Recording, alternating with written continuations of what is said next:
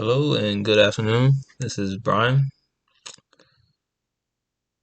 here with a Y and just trying to get this video out and talk about a few things before the start of the week and just really get, a better idea of what's going on here in the world. And so one of the big things I just wanted to talk about is, I know Valentine's Day is coming up, so happy holidays to all those who are celebrating Valentine's Day. Also, it's Lunar New Year, so happy Year of the Ox or Bull. I don't really know what that all entails. But one of the big things I just wanted to talk about that happened just today, actually Saturday, it was when I'm taping this, but it'll probably come out Sunday or a little bit later. And that is Donald Trump's acquittal in his second impeachment trial. And so I never really thought that there was any likelihood of Donald Trump, going to prison or anything like that, or being held culpable for I guess they're calling it the Capitol insurrection or riot or rebellion.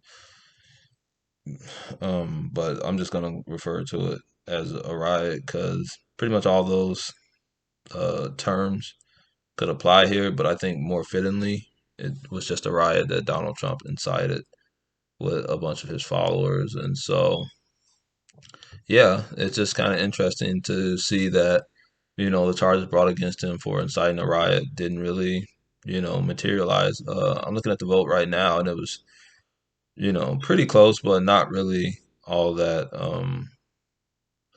uh, close in the grand scheme of things. It was 57-43. And so I'm pretty sure that went down mostly partisan lines, but I'm pretty sure um, since the Democrats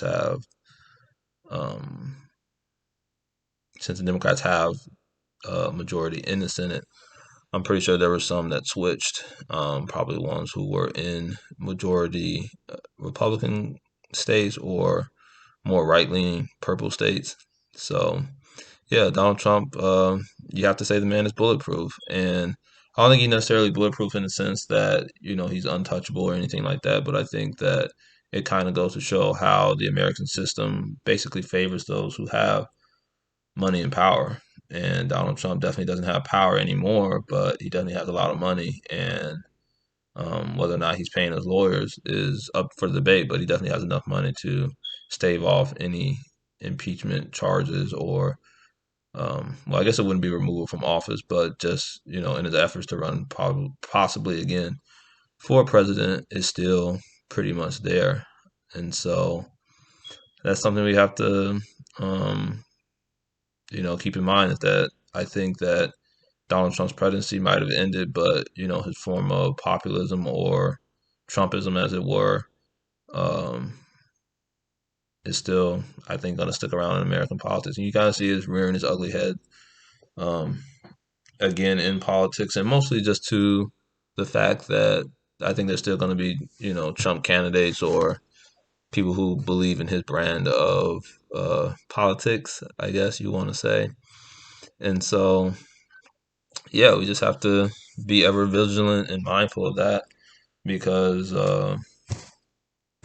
I think uh, I think it is something that's going to be out there for a while now. I think Donald Trump has proved himself to be a political chameleon and more importantly a political survivor. And so I think what just really needs to happen is we have to take a real account of, you know, the possible damage that Donald Trump has caused, but also what do we do with all his followers now? We can't really just, we can't really disregard them. We see what that has done uh, in recent weeks and months and even years now of disregarding, these people who have, these very fringe views and whether they're conspiracy theories or not, these people have deep held beliefs that Donald Trump is their savior, whether it's politically or spiritually or what have you. He is their leader, and that's a good third of the population. Not to mention, Donald Trump has received more overall votes than any other political candidate who has lost an election in U.S. presidential history than any other.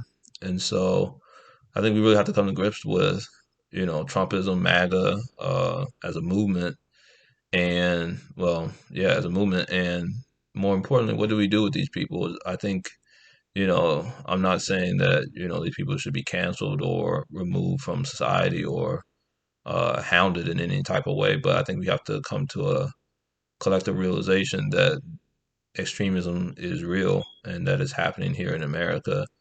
That people are becoming radicalized in such a way that really is really in ways that we can't really understand fully, or that in most cases this radicalization is leading to very dangerous, uh, desperate groups who are doing unspeakable things. And so, having said that, I think that Donald Trump is going to have to be a means to an end to this American carnage that we're probably going to see going forward. Because right now there's only really two courses. I think there's only really two courses of action, and I don't think that we can stay on the same path that we are on right now to get ourselves out of that. And that was always my biggest fear about Joe Biden, that his presidency would just be a caretaker presidency and he really wouldn't accomplish or do much.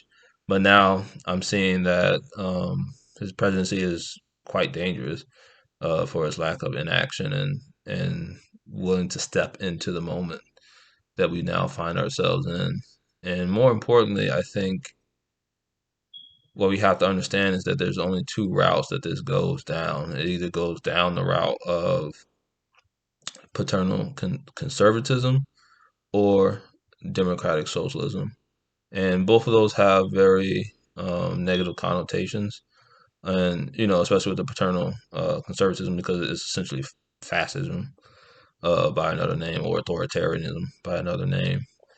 And so, what we have to, as Americans and as a people, because it's not just a American thing. It's a global phenomenon that I think will overtake the world.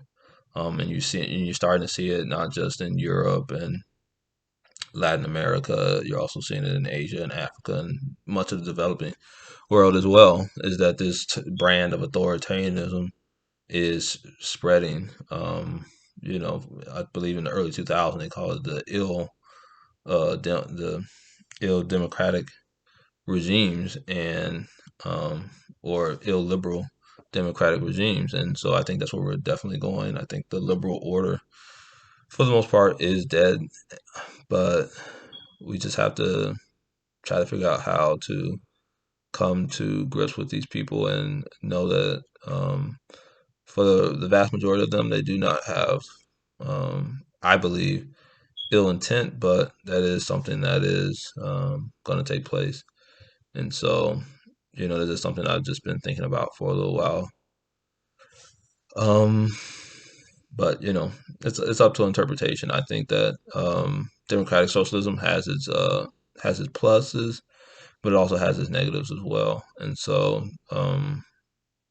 it's just something that is going to take a little while to get in over our heads. And so, I'm going to hold off on talking about Joe Biden's picks because um, obviously he hasn't made all of them yet. But I'm just going to wait to formulate more of my opinion on that as well, because there are some key notables that I wanted to talk about, but it just doesn't seem like that's going to be all entirely possible. So, unless, until he makes more picks and more of them get confirmed. Because I believe he does have most of them nominated, but they just haven't been confirmed due to the impeachment and things like that. And so, um, and I think that Donald Trump probably will, either maintain or gain support from this. His followers will kind of be vindicated from this whole thing. And so, even though, early on it looked like the Trump team was definitely going to not do so well, but, they came out looking, uh,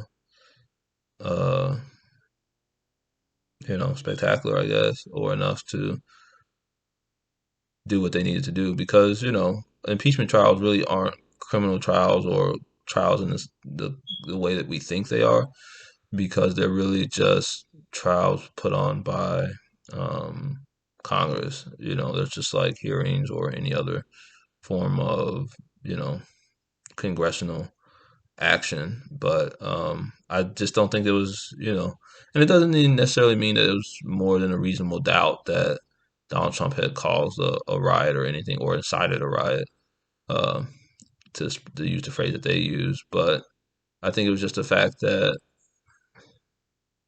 these people, by and large, had their own motives going into it. I think some, just wanted to go there and be goofballs and things like that. And we also can't disprove that there were people who were legitimately just there to protest and be at the rally that Donald Trump and his political associates had put on moment shortly before all of the uh, all of the riot uh, and Capitol actions that had taken place. So it's not something that I think really had any merit to it because, for one, Donald Trump still is very wealthy, and you know it really dis it really disfranchises a lot of his voters and supporters, and that they don't have their own free agency or free will to do what they want. And so I don't think you can really hold someone else accountable for that, unless Donald Trump specifically. I haven't seen all of his speech, but I don't think specifically he said for people to go and storm the Capitol.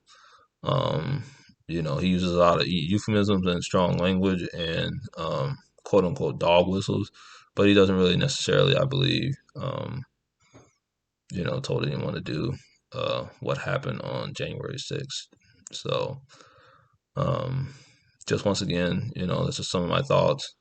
You can agree or disagree with me. I think Donald Trump definitely probably does deserve to be in prison for some of the things that he's done. He's definitely a war criminal. He's definitely mismanaged the COVID pandemic in the United States, and also I think uh, he has shown that he is very corrupt and subject to undue influences, corporate and otherwise, and personal enrichment of himself and his family. So, that's just some of the thoughts that I had about Donald Trump and his impeachment round two, I guess. So, um, don't forget it's Brian with a Y, and just taking this out.